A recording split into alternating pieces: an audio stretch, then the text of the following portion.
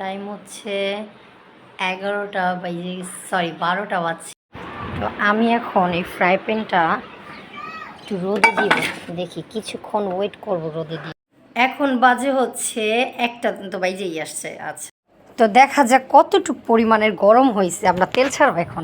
এই যে হচ্ছে তেল, তো আমি তেল দিয়েও কিছুক্ষণ টাইম ওয়েট। শুরু করবি?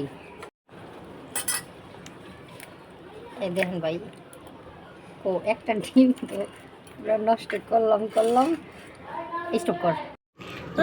ডিম লড়েই না কিছু না, এটা নয়তো ফ্রাই প্যান। এই যে একটা পাতলাই দিছি, কোনো গরম নাই, এই যেমন দিছি ওই রকমই। তো মানুষ কেন কয় এইটা রোদ্রের তাপে ডিম ভাজা যায়, এটা দিছি আমি 12টা বাজে, এখন বাজে 3টা। ফালতু কথাবার্তা।